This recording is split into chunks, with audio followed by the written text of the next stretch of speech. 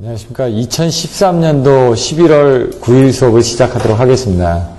여러분, 시험을 보시고, 다른 사람 답안지도 한번 보셨는데, 본인이 시험 보신 거하고, 다른 사람의 답안지하고 좀 차이가 많이 나는 걸 느끼실 수가 있습니다. 근데 이제 그런 부분들은 처음이니까 당연한 거고요. 점차 노력을 하시면 되는 부분이고요. 일단 처음에, 아까 말씀하셨던 것처럼 그냥, 일단은 답안지를 베껴 나가는 겁니다. 한번 써보고 나서, 이거 도대체 모르겠다. 그러면 이제 모르는 건 이제 버리시라는 얘기입니다, 일단. 여러분들이 알 수 있는 것부터 가져가야 되는데, 가져가면서 자꾸 쓰면서 자기 거를 만들어가야 된다는 얘기죠. 처음엔 일단 한번 똑같이 베껴보는 것도 중요합니다. 왜냐면 베껴보면서 이걸 내용을 왜냐면 읽을 때는 모르는 때 쓰면서 한번 머리 속에다 집어넣어 보면은 이게 자기한테 와닿는 건지 안 와닿는 건지 알 수가 있습니다. 그래서 자꾸 글씨로 쓰는 것도 중요하고, 그림을 그리는 것도 중요하고, 수식을 쓰는 것도 중요하고. 근데 이제 답안지를 보시면은 뭔가 자기만의 걸로 만들려고 노력했던 것들을 보시지 않습니까? 내가 이걸 이해하고 있어도 그 이해한 것들을 어떻게 표현하느냐, 답안지상에. 일단 이제 답안지를 제가 드렸던 이 답안지만 보시면 되는 게 아니라요. 여러 사람의 나중에 답안지를 많이 보다 보면은 거기서 자기한테 마음에 드는 것들을 하나씩 더 보완을 하시게 됩니다. 그래서 사실 지금 연구반이라고는 하지만은 실력이 뛰어나신 분들도 있고 그렇지 않은 분들도 있습니다. 처음부터 하는 부분 시험 보는 게 힘들어 하실 수도 있습니다. 근데 일단 머리에서 짜내는 훈련을 하다 보면은 내가 어느 부분이 부족한지 그런 것들을 자꾸 느끼시게 되거든요. 그래서 나는 요 정도밖에 안 나왔어. 근데 이제 하다가 맥히니까 다음 단계로 넘어가지 않습니까? 그럼 맥히는 게 어디서 맥힌다라는 걸 여러분들 알고 있거든요. 그럼 맥히는 부분을 빨리 가서 뚫어줘야지만 됩니다. 왜? 어디서 구멍이 났는데 구멍이 났는지를 모르니까 못 때우는 거 아닙니까? 여러분 시험을 보셨으니까 어디서 맥히는지 아니까 여기까지는 내가 아는데 요 다음에 안 나와. 그러면은 책을 보는 거죠. 이게 그거였구나. 그럼 또 적어보는 겁니다. 덮어놓고. 그럼 또 하다 보면 거기까지는 뚫립니다, 이제. 그 다음에 또 막히겠죠. 또 보는 겁니다. 또 뚫리고 해서 딱 처음부터 끝까지. 그러려면은 여러분 이제 키워드가 있어야 된다는 얘기죠. 개념이 있어야 되고 서로 정의가 뭔지를 알고 그걸 그림으로 생각을 한 다음에 그거에 따른 적용 방법이라든가 장점이라든가 단점이라든가 원인이라든가 영향이라든가 효과라든가 그런 것들은 뭔가 그림으로 그려가지고 아니면은 키워드로 외워가지고 써 나가야 된다는 얘기죠. 그런 방법들을 시험을 보시면서 제가 이제 여러분들 한번 시험을 보셨으니까 그 다음에 제가 이걸 요약을 해서 설명을 드리면은 조금 이제 방향성을 찾는다는 얘기죠. 여러분들 답안지를 보고 똑같이 하라는 부분이 아니라 답안지를 보시면서 요거에서 내가 필요한 부분 끄집어내는 훈련들을 좀 한번 해보시라는 얘기입니다. 보시면요. 대략 요 정도 적었는데 전력 조류 계산, 연계, 전력계통 해석용 프로그램, 시스 유기전압 저감대체, 코로나, 복다체, 전선의 진동과 도약, 애자, 지중슬로 전기 방식, 무선버 방식, 이런 정도로 지금 대충 오늘 할 것들을 나열을 한번 해봤습니다. 그러면 간단하게 요약을 해보면요. 어차피 조금 이따 다시 보여드리겠지만, 전력 조류 계산. 정의가 어떻게 되죠?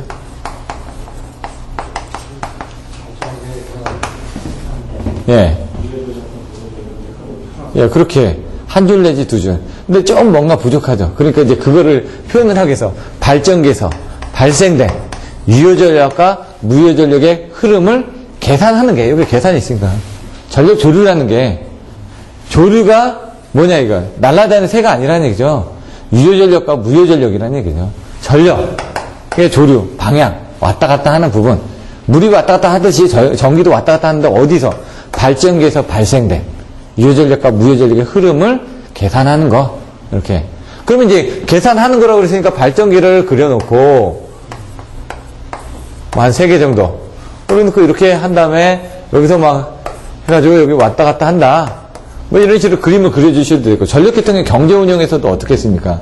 발전기 3대를 갖다 놓고, 거기서 어떤 평형을 받아가지고, 그때도 이제, 수급 조건, 목적 함수, 평가 함수, 총 연료비 최소 조건.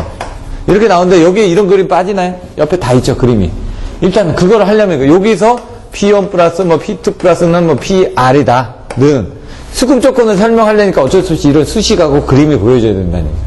마찬가지로 여기 전력 조류 계산에서도 이런 그림 같은 것들이 좀 들어가 주니까 그나마 그 사람들이 좀 더 이해하기가 쉽다는 얘기죠. 이 사람은 요걸 이렇게 썼지만 전력 조류 계산을 이렇게 설명을 하고 있구나. 그럼 전력조류 계산에서 여기 뭐 여러 가지 뭐 방식들이 있다. 그럼 왜 이걸 쓰느냐? 먼저 목적. 키워드. 사운하. 이런 식으로 옆에다 쓰라 이거죠. 처음에.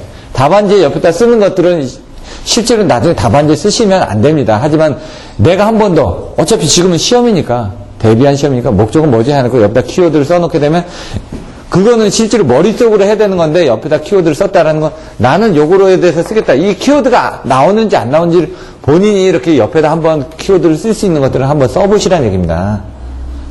그리고 처음에도 쓸 때 전력조류 계산에다 어떻게 나가겠다.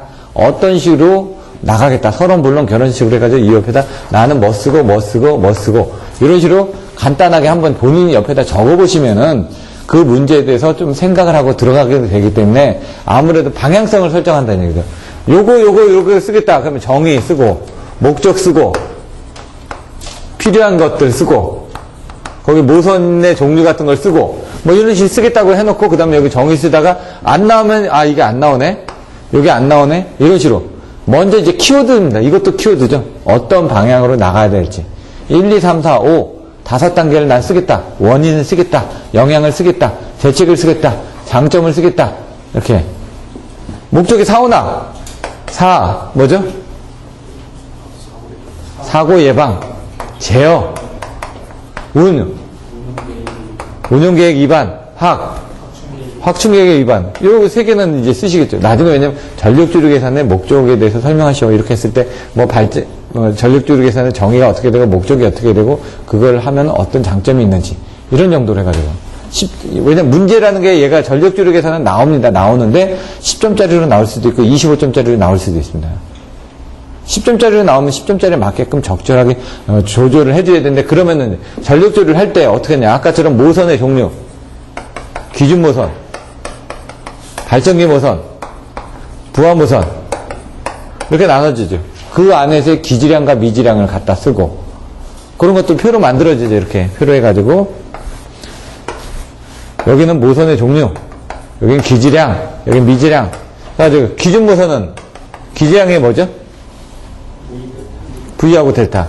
그럼 나머지 미질량은 PQ죠. 이렇게.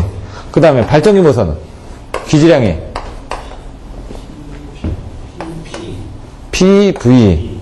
얘는 Q 델타. 부하 모선은 PQ. 그럼 V 델타. 이런 식으로 이제 딱 키워드를 애워주는 거죠. 거기다 살을 붙여 나가시면 되는 거고요. 근데 사실 이게 뭐냐. 모델링을 해가지고 다 모델링을 하는 거죠. 어차피 발전기의 표현, 그 다음 변압기의 표현, 송전설의 표현, 부하의 표현 해가지고 그걸 다 모델링 해가지고 시뮬레이션을 돌리는 겁니다. 모델링을 해서. 왜냐면 여러분들 계산하려면 뭐 방정식이 있어야 될 거 아닙니까? 얘들도 그런 방정식이 있다는 얘기죠. 전력조류는 뭐라고? I는 YV라는 이런 어드민턴스 행렬을 이용해가지고 우리가 알고 있는 전압과 전류하고의 이런 관계들 이 어드민턴스를 우리가 여기다 입력하는 거 아닙니까? 그림에다가 더하고 빼고 이런 부분들 이 어드민턴스 행렬을 구하는 거죠. 구하는데 이제 여러 가지 방법들을 쓰여진다고 그랬죠. 그럼 여러 가지 방법 있죠. 전력조류 계산의 종류, 종류가 뭐가 있냐? 선형 방정식이냐, 미선형 방정식, 비선형 방정식이냐 해가지고 가우스 자리대법, 뉴턴-라스법, 오일러법, 그 다음에 여러 가지가 있었죠. 그런 것들이 뭔지 뭐 직접법도 있었고, 조류 계산법도 있었고, 이런 것들 간략하게 해서 교류 계산법이 있었고, 이런 식으로도 나눠지고 그런 것들을 여기다 좀 더 적어주고요. 이제 방향을 설정하라 이거죠. 아, 전력조류 계산은 이런 것도 있었고, 이런 것도 있었고, 내가 이제 채워나갈 때 뭐를 채워나갈 것이냐 이거죠. 팔보채를 하는데, 팔보채는 8개가 들어있는 거죠. 근데 팔보채 안에 뭐가 들어갔는지 생각이 안 나는 겁니다. 그러면 대충 비슷한 거 갖다 껴놓으면은 맛이 납니다.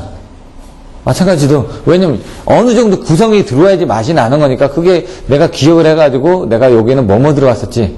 당근도 들어갔었고, 계란도 들어갔었고, 양파도 들어갔었고. 근데 많이 먹어본 사람이 많이 하겠죠. 많이 먹어봤다는, 많이 본 사람이 이것도 쓰고 저것도 쓰고 하는 거죠. 근데 여러분들이 이제 답안지를 여러 가지를 많이 못 봤기 때문에 일단 제가 드린 요 기준에 가지고 답안지 썼지만은, 다른 사람들 답안지 보면은 그 사람은 다른 답안지도 보고 썼으니까. 그래서 저희가 기본반에서 할 때도 기본서에 대한 내용들만 이렇게 설명드리지만 사실 그거 외에 다른 것들을 많이 보여드리지 않습니까? 연구반의 교재들을. 왜냐면, 기본은 말 그대로 기본입니다. 양념, 뭐뭐 넣어야 되는데 사실 레시피가 있지 않습니까? 레시피.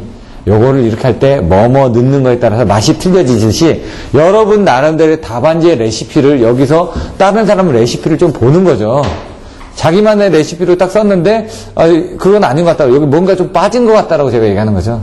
그림이 빠진 것 같다. 그럼 간장이 빠진 거하고 똑같죠. 뭐 먹는데 소금이 안 들어가고 간장이 안 들어가고 이런 것처럼 뭔가 중요한 게 하나 빠졌다 얘기죠. 그거를 여러분들이 스스로 자꾸 느끼셔야 돼요. 자꾸 시험을 보시면서. 그래서 방향 설정해 주면서 잘 했는데도 불구하고 요런 거 하나 더 넣으면 어떨까요? 맛은 괜찮은데 요런 거 하나 넣으면 더 좋을 것 같습니다. 예? 그거는 이제 제가 이제 설명을 드릴 테니까 일단은 써내야 되는데 요걸 그대로 베끼는 것도 중요하지만 그거를 이 자리 가서 왜냐면 공부를 안 하고 오셨기 때문에 이 자리에서 그냥 베끼기에 바쁘시다는 얘기죠. 근데 베끼는 걸로 하시지 말고 요걸 보고 거기서 키워드만 끄집어내는 훈련들 좀 한번 해보시라는 얘기입니다. 그냥 베끼는 거는 너무 시간 낭비가 많이 됩니다. 그러니까 처음엔 무조건 베끼긴 베껴야 되는데 예? 그 베끼다 보면은 이거 베껴놓고 이거 모르니까 빼고 이거 베껴놓고 모르니까 빼고 하다 보면 되니까 일단 내가 저기서 필요한 부분 답안을 끄집어서 딱 키워드만 끄집어서 여기다 쓰겠다라고 해서 그러면 이걸 보고 여러분들 요약하는 뭐뭐식으로 요약하는 훈련들을 하게 된다는 얘기죠. 그 안에서 요거 빼가지고 이렇게 넣고 요거 빼가지고 넣고 나는 이렇게 요거의 흐름을 한번 보시라는 얘기죠. 여기도 보시면 무효전력과 개통 흐름을 파악하는 거. 답안지도 마찬가지입니다. 답안지를 보고 여러분들 어떤 식으로 쓸 건지 딱 전체적인 흐름을 정리하는 게 가장 중요하다는 얘기입니다. 시험을 잘 보는 사람이 그겁니다. 요약 참 잘하거든요. 저 사람 몰라도 딱 끄집어가지고 요약한다는 얘기죠. 그런 것들을 잘하는 사람들이 시험을 잘 보죠. 정리를 해서 잘 표현하는 것들. 자, 그러면 이제 전력조력에서는 그런 식으로 이제 여러 가지 부분이 들어갈 거고요. 연계. 연계를 했더니 참 내용이 많습니다, 이게. 사실 이해하기가 좀 힘든 게 여기 뭐 동북아 연계도 있고 남북 연계도 있고 뭐 많죠. 분산 연계도 있고. 연계는 뭡니까? 한마디로 다른 쪽하고 연결을 한다는 얘기죠. 개통을 연결한다. 근데 남북 연계 같은 경우는 남쪽하고 북쪽을 연결하다 보니까 남쪽과 북쪽의 그런 설비에 대한 내용들을 좀 써줘야 되는 거고, 동북아 연계는 동북아, 러시아 이런 쪽하고 하기 때문에 그런 부분에 대한 장기적인 방향 이런 부분을 써주시는 거고요. 분산 연계는 분산된 전원들을 막 개통에다 연결을 하겠다는 얘기입니다. 근데 지금 남북 연계나 동북아 연계 같은 걸 우리가 쉽게 할 수가 있나요? 없죠. 그러다 보니까 분산 연계는 지금 많이 하고 있죠. 그래서 일단 분산 연계를 기준으로 해가지고 외워두는 겁니다. 일단 거기서 이제 뺄 건 빼고 넣을 건 넣을 건 하는데 기본적인 포맷은 비슷하다는 얘기죠. 저도 여기서 그래서 앞에서 안 봤습니다. 뭐 연계를 뭐 시스템 측면에서 해라. 뭐 집중을 하거나 분산 방식을 집중 방식을 사용하거나 분산 방식을 사용하거나 이런 정도의 키워드는 알겠는데 그 안에 들어가서 보다 보면 잘 안 쓰니까 우리들이 잘 모르니까 일단 모든 걸 다 가져가려고 하시지 말고 내가 가져갈 수 있는 것만 아까 여기 했는데 여기서 여러분들이 처음부터 이걸 쓰시는데 이거는 중요하니까 쓰셨다 이거죠. 연계 모르면 넘어가시라는 얘기죠. 이것도 모르면 넘어가십시오. 코로나 목도체 내가 아는 것보다 왜 30분 안에 일단 써야 되니까 여러분 1시간 안에 그러니까 100분 안에 13문제 중에 10문제를 쓰려면 먼저 어떤 것부터 쓸 건지를 딱 정의를 해가지고 그것부터 쓰고 남는 시간을 잘 해가지고 일단 10개를 내가 이것을 확실하게 쓸 수 있는 거 내가 못 쓰는 거 그러면 못 쓰지만 그래도 내가 비슷하게 답안지를 쓸 수 있는 거 이런 식으로 해서 10개를 맞춰서 쓰는 훈련들 그것도 마찬가지입니다. 여기서도 자꾸 안 되는 걸 짜서 하려는 부분들이 그런 훈련이라는 얘기죠. 연계 부분에서 보시면은 연계는 아까처럼 뭔가 연결한다고 그랬습니다. 장점이 뭐냐? 단점이 뭐냐? 이렇게. 그 다음에 거기에 대한 특징이 뭐냐? 이런 식으로 이제 한 3가지 정도로 나눠지겠죠. 그럼 키워드를 적습니다. 여기도 이제 옆에도 잠깐 적어놨죠? 전, 단, 리, 신, 효, 설. 왜 답안지 쓸 때도 옆에다 쓰라면서요, 그냥. 왜냐면 나는 장점에는 요거 여기 있다. 단점.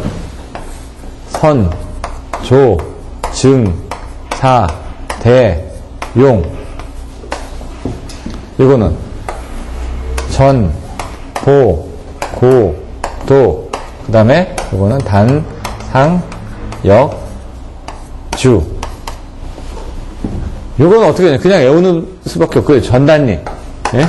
신여설. 이렇게.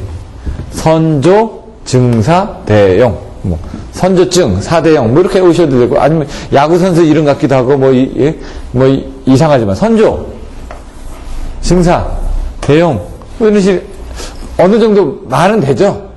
근데 이제 그 순서적으로 이게 의미하는지 모르지만 그냥 읽는 거죠. 전단, 리신, 효설 안 되니까 전단리, 신여설. 이거는 전보고독, 단상적조. 사자성어. 두 자리 내지, 세 자리 내지, 네 자리로 여러분들이 끊어서 자꾸 외워주시는데, 저거는 요거 같은 건 제가 이렇게 외웠다고 했죠. 저번에 시험 보신 분들 중에 그랬죠. 시험 합격증을 가져갔다가 집 앞에까지 왔다가 그냥 들고 가신 분들도 있다고. 전보입니다. 전보를 받았더니, 합격증을 받을 줄 알고 전보를 받으려고 기다리고 있었는데, 혼자서 고독하게 기다리고 있었는데, 실질적으로 안 왔습니다. 왔다 가버렸다니까요. 그러니까, 한상, 단상. 한상 차려놓고 술을 거꾸로 혼자서 마셨다. 기분이 안 좋아서. 전보고독 단상이었죠. 여러분들 어떤 그런 부분, 날씨도 쌀쌀하고 그러니까 그런 식으로 외울 수 있을 거 아닙니까? 그런 식으로 자꾸 자기의 어떤 기분이라든가 일상생활이라든가 어떤 그런 것들을 갖다가 막 만들어내는 겁니다. 키워드를. 이건 이건 분산연계입니다. 분산연계. 일반 연계가 아니라 분산 전원을 연계했을 때 어떤 장점이 있냐. 전원 집중이 용이하다. 왜냐면 사실 이제 보시면은 분산연계니까 조금한 거 아닙니까? 저쪽에 떨어져 있는 거, 원자력 발전소에 있는 게 아니라 그 옆에다가 전원을 집중하기가 용이하다. 바로 왜? 수용과 옆에다가 바로 달기가 좋다는 얘기죠. 그럼 부족한 부분은 바로바로 채워줄 수가 있으니까. 요거는 단위기 용량 증대가 가능하다. 뭐 단위기를 여러 개를 해가지고 따로따로 할 수도 있고. 리는 리액턴스가 줄어드니까 안정도가 좋아진다. 왜? 자꾸 병렬로 이렇게 연결하다 보니까 뭡니까? 임피던스가 줄어들죠. 그러다 보니까 안정도가 좋아진다. 이렇게 써놨고요. 이거는 신은 뭘까요? 신라면이 아니라 신뢰도. 공급 신뢰도가 왜? 바로 옆에 있으니까 뭐 하나 죽더라도 또 다른 것도 하나 또 있을 거 아닙니까? 그걸로 또 공급할 수도 있고. 왜? 전원 집중 용이 붙어가지고. 그러니까 효율이 향상하더라. 왜? 멀리 떨어져서 원자력 발전소부터 쭉쭉쭉쭉 끌고 와가지고 하는 게 아니라 바로 수용과 옆에 있으니까 효율 향상하더라. 얘는 설은 예? 설비 이용률. 보시면 팩츠 뭐 이런 데서 나오는 게 뭐였죠? 예? 공급 신뢰도 향상, 설비 이용률 향상. 다 이런 단어들 다 쓴다고요. 설비 이용률이 향상이 된다. 이런 것들 장점들은 여러분들이 알고 있는 부분. 여기 요 두 개 전단 같은 경우는 전원 집중 용이하다든가 단위기 용량 같은 경우는 이런 분산 연계에만 해당되는 부분이고요. 나머지 리액턴스라든가 공급 신뢰도라든가 효율 향상이라든가 설비 이용률 향상은 다른 연계 방식에서도 다 됩니다. 남북 연계. 왜? 그쪽에 발전기가 없으니까 우리나라가 지금 보내주는 거 아닙니까? 이런 것들 효율을 향상시킬 수도 있고 설비 이용률을 향상시킬 수도 있죠. 설비가 걔네가 없으니까 우리가 있는 설비의 무효전력 남는 것들을 보내주고 효율적으로 쓰기 위해서 한다는 얘기죠. 그래서 여기서 보시고 요런 것들은 분산 연계다 쓰고 나머지 이런 것들은 나중에 남북 연계나 동북아 연계 때 내가 써먹어야 겠다. 이런 식으로 답안지를 쓰시면서 요런 공통된 것들을 가지고 계시면은 나중에 어떤 문제가 나오더라도 그거 공통된 내용들을 좀 쓰시면서 넘어가실 수가 있다는 얘기죠. 선로 조류 제어가 어렵다. 이건 조류 제어가 어렵다. 이게 지금 선로에 대한 임피던스고, 이거는 뭐 사고 전류가 증대한다. 예? 이런 것들은. 이거 사가 뭐였더라? 이건 대규모 시스템이 필요하다. 왜? 연결을 해야 되니까. 뭐 용량, 뭐 통신 쪽에 대한 용량들이 늘어난다. 이런 식으로 해가지고 이따가 또 내용들이 나올 겁니다. 다시 한번 보시면 되니까. 대신 이제 분산 연계에 이제 동그라미를 치는 부분들을 순서를 바꿨습니다. 저는 이게 지금 사고를 제어하기가 힘들다. 사고 조류가, 왜냐면 사고 났을 때 너무 많이 연결돼 있으니까 사고 같은 거를 사고 조류 제어가 힘들다든가 뭐 그런 내용들이 나오겠죠. 그런 순서대로 해가지고 나옵니다. 선조 중사. 이건 대규모 시스템이 필요하다. 뭐 이런 것들이고요. 왜냐면 계산하려면은 이것저것 많이 생겼으니까 얘도 계산하고 쟤도 계산하고 해야 되니까 시스템이 더 커지겠죠. 그거에 대한 통신을 하기 위한 그런 어떤 용량들이 늘어나겠죠? 이런 것들. 얘는 전압이 문제가 되더라. 보호흡조가 문제가 되더라. 고주파가 문제가 되더라. 단독운전이 문제가 되더라. 이건 단락 능량이 문제가 되더라. 상불평형이 문제가 되더라. 역률이 문제가 되더라. 주파수가 문제가 되더라. 왜? 기존에 큰 놈 하나를 쓰는 게 아니라 옆에다 막 갖다 다르니까, 예? 이거 하나 움직일 때마다 전압이 전부 다, 전압은 병렬이지 않습니까? 얘도 들어가고 하면서 얘가 조금씩 흔들리면 전체적으로 조금씩 흔들릴 거니까. 예, 보호흡조. 한쪽 사고 나면은 그 옆에 파급사고가 나겠죠? 중간중간에 막 붙어 있다 보니까 옛날에는 어떻게 됩니까? 발전기 한 대 오면은 여기서 그냥 알아서 쭉쭉쭉 내려가는데 여기도 발전기가 있고 여기도 발전기가 있고 그러면 사고가 나면은 얘가 막 왔다 갔다. 이게 바로 왔다 갔다 하는 게 뭐죠? 전력 주류 계산이죠? 그때 이제 계산하는 부분이 복잡해진다는 얘기예요. 케이스가 많아지니까. 얘가 사고 났을 때. 그 전에 얘가 하나였기 때문에 얘 떨어지면은 얘 부족한 부분을 채워주기 위해서 이렇게 가면 되는데 이게 얘가 떨어지면 얘가 얼마만큼 가고 얘가 얼마만큼 가고 이런 식으로 분배하는 것들이 더 복잡해질 거란 얘기죠. 그 다음 고주파. 이런 것들이 뭐냐. 아까 얘기했던 분산 연결을 사용하는 부분들이 대부분 어떤 정지기들이 많습니다. 회전기가 아니라. 예? 회전기로 할 수 있는 거는 뭡니까? 발전기인데 발전기가 아니라 분산용 전원 쓰는 게 어떻게 됩니까? 다 태양력, 풍력 이런 것들 아닙니까? 연료전지 이런 것들 어떻게 해요? 다 DC를 일단 가지고 저장을 한다는 얘기죠. 뭐 백업을 해야 되니까 그 DC를 AC로 바꿔주다 보니까 그런 변환장치 때문에 고주파들이 이 안에 유입이 된다는 얘기예요. 얘는 회전기만 달려있지 않습니까? 회전기만 달려있을 때는 고주파가 별로 없는데 이런 정지기들이 많이 달리다 보니까 고주파가 많이 늘어난다. 또 단독운전. 계통 내에서 사고가 났는데도 불구하고 얘는 혼자 돌 수가 있죠. 그럼 그거에 따라서 계통 내로 뭔가 전류가 유입이 되겠죠. 그래서 그런 것들을 차단해주기 위한 보호흡조. 아까 이 단독운전하고 보호흡조는 같은 개념이죠.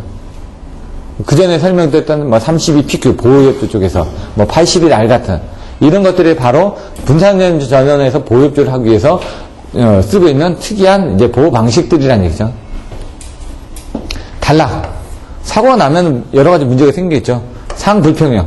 아까처럼 이제 여러 개가 공급하다 보니까 찐빠가 나겠죠. 예? 그런 거. 역률. 무효전력이 이제 부족해지니까. 얘가 무효전력을 만들어내는 게 아니라, 예? 여기서 이제 얘가 고장이 나거나 하면 또 무효전력이 또 틀려지겠죠. 유효전력도 틀려지고.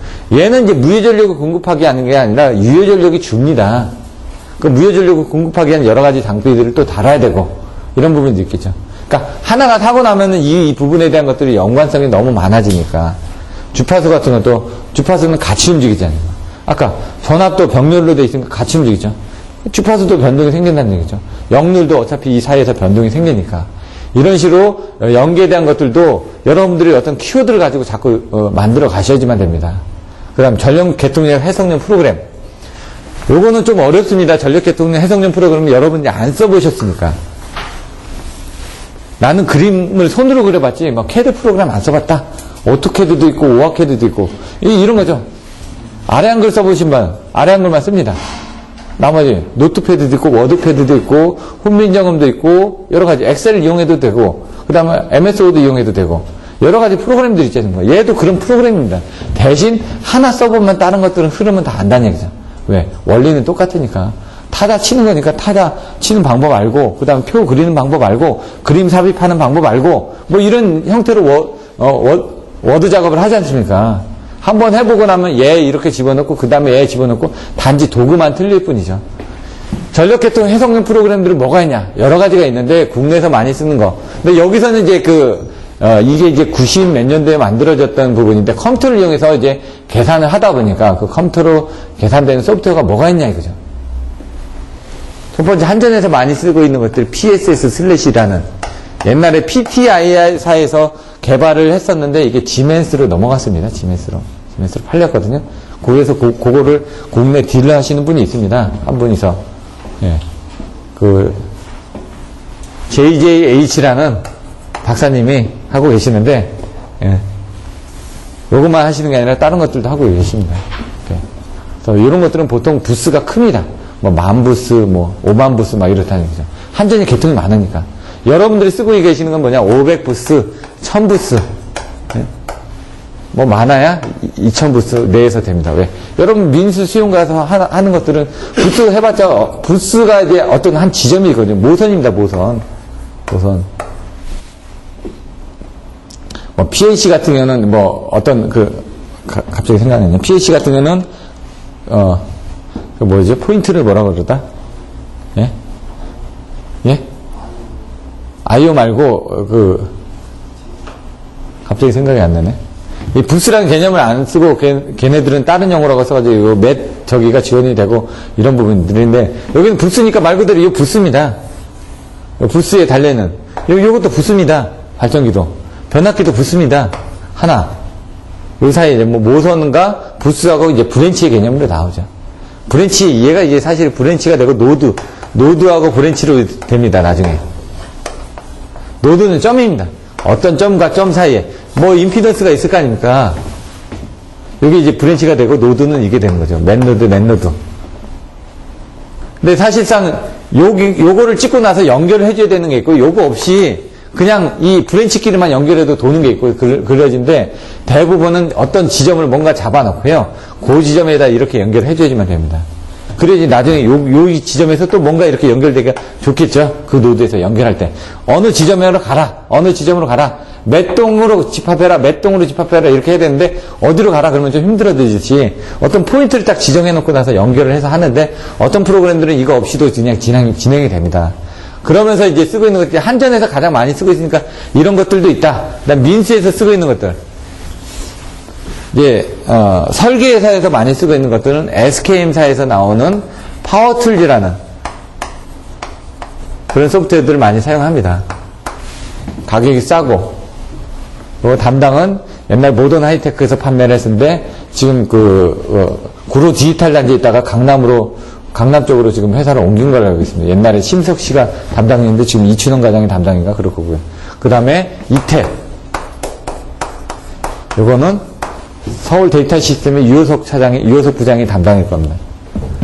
그 다음에 EDSA. 저는 이제 누가 뭐 담당인 것까지 다 알고 있습니다. 왜냐면 제가 이걸 딜러를 했으니까. 저도 에드사를 제가 딜러를 했었거든요. 그래서 요거는 이제 옛날 서울 유일 엔지니어에서 하고 있고 뭐 제이스테크라든가 한 2개 회사가 있었는데 요런 회사는 좀 다른 데로 판매가 됐습니다. 요 회사 같은 경우는 미국 회사거든요. 얘도 다 미국입니다. 미국, 캐나다. 근데 사실 요거는 약간 중동 쪽이 강하고요. 그 여러분들이 보시면 이건 설계 쪽. 설계회사에서 가격이 싸기 때문에 이런 것들을 많이 쓰고 있고요. 얘 같은 경우는 이제 부동산 회사 쪽으로 넘어가가지고 그렇게 개발을 좀 안 하다 보니까 국내에는 뭐 조금씩만 판매를 하고 있는 것 같습니다. 그 후에 사임. 이거는 대화전력기술단의 이강한 사장님이 판매를 하고 있죠. 그쪽에서 아직도. 이런 것들은 많이는 안 쓰고, 이걸 가장 많이 쓸 겁니다. 이 2개를. 이건 설계회사에서 가격이 싸니까. 요건 중동 쪽이라든가, EPC 쪽이라든가, 이런 거 할 때 다 시방에 찍혀 나오기 때문에 어쩔 수 없이 이걸 써야 되죠. 옛날에는 4.0, 5.0, 6.0, 7.0 하다가 요즘에는 연도별로 해가지고, 지금 13년도죠? 그럼 12버전. 2012년도, 11년도, 13년도, 이런 식으로 버전 이름을 바꿔가고 있습니다, 그냥. 그럼 그 연도에 개발되겠다. 이렇게 하는 것들도 있고요. 요거 SKM 파워툴즈는 5.0, 6.0, 7.0 이런 식으로 나가고 있고요. 예, 개발된 순서대로 숫자를 올리는 방식도 있고요. 이런 것들 외에 이제 매트랩이라는 건 사실 M이라는 언어를 씁니다. 매트랩, 매스캐드 이렇게 여러 가지 프로그램인데 매트랩은 이제 랩은 실험식이거든요. 매트릭스를 이용한 것들을 활용을 하는 겁니다. 옛날에 이제 보시면 포트란으로 해가지고 프로그램 짰는데 얘는 M이라는 언어를 쓰는데 얘 M이라는 언어를 딱 보시면 얘 C 언어입니다. C 언어를 그냥 이런 식으로 이제 바뀌었습니다. 확장자가 그냥 M으로 그냥 하기 때문에 매트랩 이렇게 얘기를 하는데 이런 것들도 6.0, 7.0 이렇게 나오고 여기다 시뮬링크라는 부분이 있어가지고 랩뷰라는 부분도 있고요. 프로그램 중에 랩뷰도 있고 오어캐드도 있고 여러 가지 뷰 보는 거 아닙니까? 랩에서 보기 위한 것들 회로 이론적으로 뭔가 해석하기에 사용하는 그런 부분들도 있고요. 여러 가지 프로그램이 많이 있습니다. 근데 이제 그런 것들을 여기서 이제 키워드로 해가지고 몇 개 써주시고 이런 것들은 이제 좀 실무를 해본 사람 왜냐면 채점자들이 교수들도 이런 것들 다 써봤거든요. 기본적인 걸. 그리고 기숙사도 채점하는데 자기네들이 이런 걸 가지고 지금 밥을 먹고 살고 있습니다. 그래서 그런 것들을 조금 더 내용들을 좀 실무적으로 써주면 좋겠고요. 이건 전력계통용 해석용 프로그램 한번 나왔었습니다. 옛날에. 더 나올 수도 있죠. 나왔으니까. 안 나온 문제도 나오지만 안 나온 문제라는 건 사실 여러분들 보고 계신 송배정 기술 용어 해설집 그쪽에서 새로운 내용들이 이제 나오는 경우죠. 왜 이 전력계통 쪽에 나오는 이런 부분에 대한 이게 지금 100년 전에 있던 그 내용들이 그대로 있는 겁니다. 새로운 부분 나오는 거는 없습니다. 왜? 문제가 안 나왔던 부분에서 나오는 거지 새로운 부분이 나오는 건 아니라는 얘기죠. 이런 것들도 한번 나왔으면 문제 은행식이기 때문에 한번 또 나올 수가 있습니다. 대신 여러분들 거기에 맞춰서 준비를 하고 계셔야죠. 나왔을 때 쓸 수 있게끔. 시스 유기전압 저감 대체. 왜 시스 전압이 유기가 되죠? 아까 오전에도 얘기했듯이 오전에는 이제 전하에서 뭐가 생긴다고요? 전류가 생기고 전류에서 자석이 생기고 자석에 의해서 역기전력이 생겨서 거기서 특성 임피던스하고 전파 정수를 계산했다 이렇게 얘기를 했지 않습니까? 네?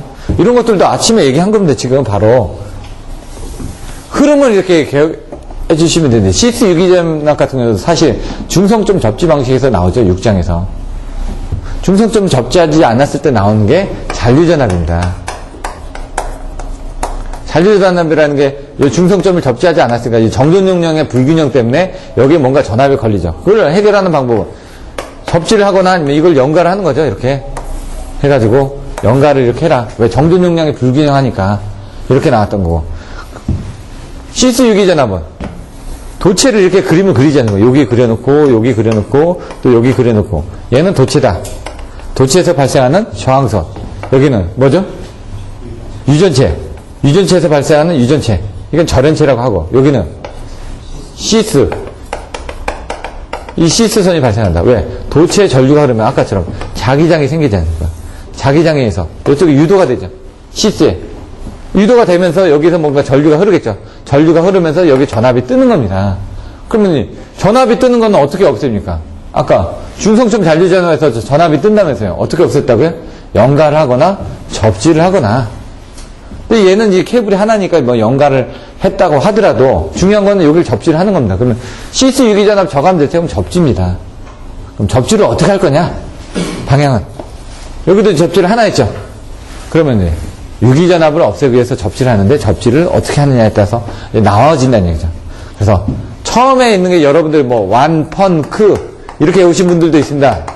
완전 접지, 편단 접지, 크로스 본드 접지 이렇게 외우셨다는 얘기죠. 지금 키워드를 가지고 그냥. 근데 처음에 하나 잡는다 편단 접지, 두 개 잡는다 완전 접지, 크로스 본드 접지는 아까처럼 뭡니까? 연가까지 하고 또 잡는다. 이런 식으로 이제 보시면 되죠. 개념을. 그럼 완전 접지부터 이제 그 교과서 여러분들 외우셨던 순서대로 가면 완전 접지는 어떻게 되냐 얘기죠. 이렇게 있으면 뭐 중간중간에도 막 연결이 되겠죠. 이런 식으로 세 개가. 왜냐면 케이블을 중간에 뭔가 연결을 해가지고 해야 되니까. 케이블이 한 300m, 400m 정도 한 다음에 또 접지를 하거나 아니면 어떻게 가겠죠? 완전 접지라는 거는 왜 쓰냐? 여기서 똑똑똑똑 내려가면 똑똑똑똑 내려가면 똑똑똑똑 여기다 접지를 이렇게 잡았다. 여기다 접지를 이렇게 잡았다. 이렇게 잡았다는 얘기죠. 이렇게. 근데 요거는 하나를 잡아도 똑같으니까. 왜? 편단 접지를 먼저 보시면 편단 접지를 한쪽에만 잡았습니다. 그럼 전위가 접지를 잡았다는 거는 전위가 0이라는 얘기입니다. 이렇게. 그럼 임피던스가 늘어나면서 얘가 올라가겠죠. 그러면 이게 거리가 짧으면 요 정도 전위가 돼도 문제가 되지 않는데 거리가 길어지면은 이 전위가 문제가 되니까 여기는 양쪽에 전위를 잡아서 여기서 이렇게 가다가 여기 접시 잡았으니까 얘가 이렇게 오겠죠. 케이블 길이가 길 때. 그때 전위가 워낙 올라가 버리니까. 여기서 잘 접어줘야 되는 게 접지의 위치입니다. 그림 나중에 그리실 때 뒤에 또 보시면 돼요. 제가 이게 자세히는 안 그렸습니다. 개념적인 부분만 설명을 하니까. 얘 같은 경우는 양단의 접지를 잡다 보니까 분명히 전이차가 발생합니다. 임피던스에서. 그럼 여기서 이제 순환 전류가 흐를 수 있는 이런 단점들이 있습니다. 근데 여기서는 그걸 안 본다는 얘기죠. 왜? 일단은 전압이니까. 왜? 시스 6이 전압이지 우리는 순환 전류에 대한 부분은 안 본다는 얘기죠. 저감 대책이니까. 하지만 그런 부분 때문에 순환 전류가 생길 수도 있다는 얘기죠. 임피던스 차이에 따라서. 그래서 그런 것들까지 줄여주기 위해서 이제 크로스 번드 접지를 하게 되면 임피던스까지도 맞춰준다는 얘기죠. 왜? 정전 용량까지도 다 맞춰주겠다는 얘기죠. 그래서 그거를 뭐 이렇게 해가지고 막 왔다 갔다 하면서 뭐 바꿔줬다 얘기를 했죠. 그러면 어떻게 되냐? 요걸 이제 그림을 그려보니까 여기는 한번 꽈습니다. 접지는 안 잡고 깠잖아요. 얘기죠. 그러니까 여기는 이렇게 가는 거고 얘는 접지를 여기 가서 잡았으니까 이런 식으로 해서 아까처럼 양단으로 올라갈 수 있는 이 부분을 더 줄여주는 거죠. 줄여주면서 전압도 줄여주면서 어떻게 된다고? 순환전류도 줄여지는 부분으로 간다는 얘기죠. 그걸 이제 설명하는 겁니다. 시스6이 전압 대직선은. 그래서 키워드에서 얘는 뭘 하겠다 이런 부분이고요. 코로나 그림이 일단 딱 나와야 돼요. 코로나 하면은 파열극한 전이경도. 그림을 헷갈려 하시는데 여기 도체가 있죠. 외부에 어떤 부분 있죠. 1cm에 대한 기준 있죠. 그럼 여기 요걸 딱 기준으로 해서 여기서 요 1cm 예? 요 1cm까지 그리고 여기서 딱 기준에 가니까 이렇게 해서 전이가 이렇게 내려오겠죠.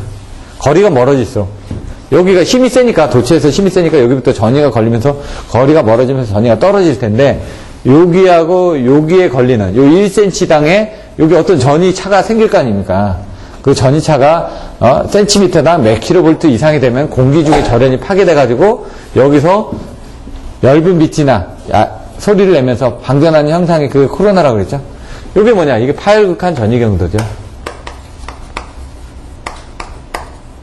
파열이 되는 인대가 파열이 됐다. 끊어졌다 아닙니까? 전이경도 최대한 견딜 수 있는 극한이 뭐죠? 아주 힘든 부분이죠. 예, 전이는 전압입니다. 경도는 위도 경도처럼 어떤 딱 저기를 얘기하는 거죠. 지정은. 그거를 넘어가면은 얘는 못 견딘다 이거죠. 그 다음부터는 파열된다. 그래서 AC는 얼마? 21 cm. DC는 30. 이것도 바꿔서 쓰시는 분들이 있습니다. 정확하게 모르니까. 그러고 나서 코로나 하면 또 뭐가 있죠? 인계전압이 나오죠. 요때 걸리는 이 전압을 계산을 해보니까 요 파열극한 전이가 나오려면은 어떤 계산 방식이 있어야 될 거 아닙니까? 예? 이제로는 24.3에 M0, M1, 델타, D, 로그, 11m라는 R분의 D에 미리헤르츠, 4, 킬로미터, 4, 라인. 이렇게. 예? 여기 센티미터인가요? 예? 여기 킬로볼트죠? 요거는 킬로볼트고, 요 뒤에 저거는 저거네. 죄송합니다. 제가 저거하고 헷갈렸네. 나중에 이거 보시고, 여기서 이제 그 피크의 실험식들도 나오고, 예? 요거 M0가 뭐고, M1이 뭐고, 델타가 뭐고, D가 뭐고, R이 뭐고. R이나 뭐 이런 것들은 이제 반지름 아닙니까? 반지름, 지름. 이것도 지름이고요. 예? 요거 같은 경우 M0는 전선, 날씨계수, 전선계수. 해가지고, 날씨하고 전선. 뭐 여기 보시면, B는 0.273B, 0.273B 플러스 386T였나요? 386B였네? 이게 0.273T고요? 예? 273T였네? 273T분의 0.3. 예, 그런 것들도 한번 보시고, T가 뭐고, B가 뭐고, 이런 것들. 요게 보시면 이제 760mm HG에 20도씩 기준으로 해가지고 나온 부분이다. 왜냐면 아까 0.386 이런 것들은 이제 모르시면은 문제를 못 푸시기 때문에 그런 부분이 있었고. 복도체, 코로나가 나오면서 이제 복도체가 나오죠. 코로나. 그래서 또 나올 수 있는 게 뭐가 있을까요? 이제 복도체? 복도체는 이제 종류 같은 건 어떻게 되는지, 2도체, 4도체, 6도체가 어떻게 되고, 복도체를 쓰게 되면 어떤 장점이 있고 단점이 있는지. 복도체를 쓰면은 정전 용량은 늘어난다, 줄어든다? 그렇죠. 왜? 복도체를 썼으니까 L이, 예? L이 20에서 30% 줄어들지 않습니까? 먼저 이거부터 보시는 겁니다. 왜냐면, 임피던스가 줄어들었다, 복도체니까. L이 줄어들었다, 이거. C는 반대로 늘어납니다. 그러면, 용량은? P는? C가 배터리처럼 된다고 했죠. 그러니까 얘도 한 20% 정도 늘어납니다, 이렇게. 이렇게 생각하셔도 된다는 얘기죠. 하나에 하나를 이렇게. 근데 중간에 이걸 물어보니까 막 고민을 하신데 그건 뭐냐. 처음부터 이렇게 그 개념을 보면 얘는 어떻게 했지? 아, 요거 때문에 얘다. 이런 식으로 이제 하나만 알고 계셔도 쌍대적으로, 생각을 하실 수가 있다는 얘기죠. 복도체, 뭐 소선부 소유진, 목표가 이하반 해가지고 내용들이 또 나오죠. 나중에. 코로나, 영향, 대책, 뭐 이렇게 나오지 않을까. 코로나 영향. 키워드 소, 손, 부, 소, 유, 진. 소유진이라는 탤런트도 있었죠? 옛날에? 저 음식 많이 하는 그 사람하고 결혼했는데 똥통한 사람. 예, 소음, 손실, 불시, 소리액터. 그 다음에, 이거 뭐였죠? 진동이고. 유는 뭐였죠? 아, 유도장애. 자꾸 막 써보셔야 되니까. 소선부 소유진, 대책은 복표가 이하반. 복도체, 표면을 매끄럽게. 가성근구 개량, 이격거리, 아킹온, 아킹링, 반도체 유약. 뭐 이런 식으로. 여러분들 다 알고 계시는 그 부분을. 근데 중간에 생각이 안 나도 일단 이거는 생각나야 돼, 일단. 이거 하다 보면 중간에 생각 안 나는 경우가 있습니다, 분명히. 근데 그건 어떻게 하냐. 계속 반복하는 수밖에 없다는 얘기죠. 저도 생각이 안 나니까, 이게. 안 하니까. 생각이 안 나는 겁니다. 전선의 진동 같아요. 복도체 부분은 요걸 가지고 이제 설명해서 들어가면 되는 거고요. 전선의 진동과 도약. 전선의 진동. 먼저 이제 두 개로 나눠집니다. 진동하고 도약하고. 왜 흔들리냐 이거죠. 그 흔들리는 걸 대책하기 위한 부분이 뭐냐 이거죠. 근데 먼저 이제 진동을 억제할 수 있는 키워드. 아톡스 베터. 아가 뭐였죠? 아머로드. 스톡브리지고. 얘는 스페이서. 베이트. 이건 토셔널. 스톡하고 요거하고 이제 같이 보시면 되고. 근데 얘는 아머로드는 이렇게 돼 있는 부분을 이렇게 잡아준다. 예? 여기 아머로드고. 스톡브리지는 여기에다가 이렇게 추를 이렇게 달아놨다. 예? 스페이스 댐퍼는 진동이 일어나니까 뭐 사도체가 이렇게 있다. 그러면 여기 부분을 이렇게 잡아서 이렇게 잡아주는 게 있다. 요 가운데서 이렇게 잡아주더라. 이렇게 양쪽으로 이렇게 해서 여기도 잡아주고 여기도 잡아주고 여기도 잡아주고 이렇게 해서 이렇게 잡아주더라. 베이트 댐퍼는 변전실을 보시면 이렇게 중간에 이렇게 철탑이 있으면 여기를 이렇게 지지를 한 5에서 7m로 해서 잡아주더라. 이런 것들. 토셔널 댐퍼는 여기의 방향을 추를 반대로 이렇게 해서 잡아주더라. 이런 식으로. 그림하고 같이. 일단 키워드를 보고 이제 그림하고 생각했다가 그 안에 내용들을 조금씩 써주시면 된다는 얘기죠. 도약은 튀어오르는 거죠. 왜 튀어오를까요? 뭔가 그렇죠. 칼만 아류에서 진동해가지고, 그러니까 사실 이제 슬리트 점프가 뭔지. 또 뭐가 있었죠? 갤러핑이 있었고, 또 섭스판. 또 여기 슬리트 점프는 눈이라고 그랬죠? 얘도 눈, 둘 다. 처음에 이제 전선의 진동 부분에서는 칼마나르가 나옵니다. 먼저 이 진동 쪽에서 설명할 때는 얘가 어떻게 되냐 이거죠. 여기서 뒤에서 이렇게 수 미터에서 오게 되면 이 뒤에서 칼마나르가 가지고 얘가 이렇게 막 왔다 갔다 한다. 이런 식으로 이제 시작을 하다가 이 도약을 하는 부분은 얘가 날개처럼 올라가야 되겠죠. 뭔가 올라갈 수 있는 부분이 있으니까 여기에 이제 눈이 쌓이는 거죠. 눈이 쌓이면서 비행기 날개처럼 되다 보니까 얘가 올라가는 부분이 있고요. 슬리트 점프. 갤러핑은 이게 이 눈이 떨어지면서 갑자기 가벼워지니까 튀어 올라가는 거고요. 섭스판 진동 같은 경우는 이 두 분에 이렇게 잡고 있는데 바람에서 막 흔들리다 보니까 공진하면서 얘가 이쪽으로도 흔들리고 이쪽으로 흔들리면서 막 왔다 갔다 하는 양쪽에서 잡아주는 거예요. 섭스판 같은 경우는 요 사이에서 왔다 갔다 한다. 이런 식으로 그림을 그려주시는 거고요. 그런 내용들을 그려주시면 된다는 얘기죠. 애자 같은 경우는 연능률이라든가 또 내용들이 또 나오죠. 애자의 종류가 어떻게 되고 애자의 구비 조건이 어떻게 되고 뭐 이런 내용들. 연능률이 어떻게 되고. 지중솔로 전기 방식은 여기 지금 옛날에 3장. 지중솔로 전기 방식 키워드 3글자가 있었죠. 뭐였죠? 예?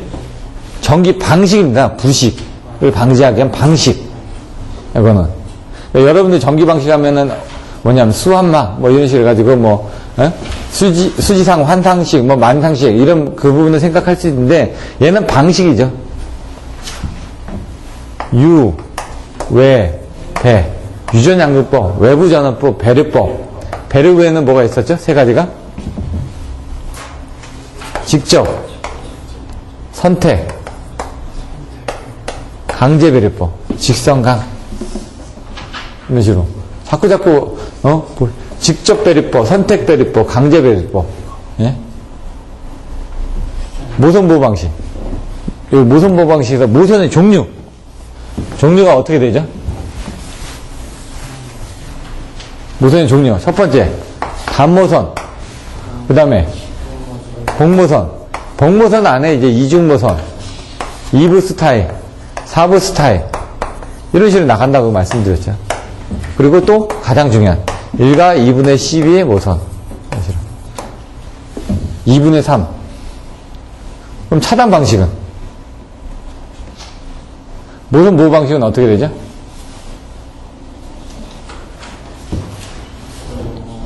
예? 모선 보호 방식의 종류가 있었죠. 갑자기 저도 생각이 안 나는데요. 모선 보호 방식. 예? 그거는 아니고요. 보호 방식. 예. 몸으로 보호하느냐?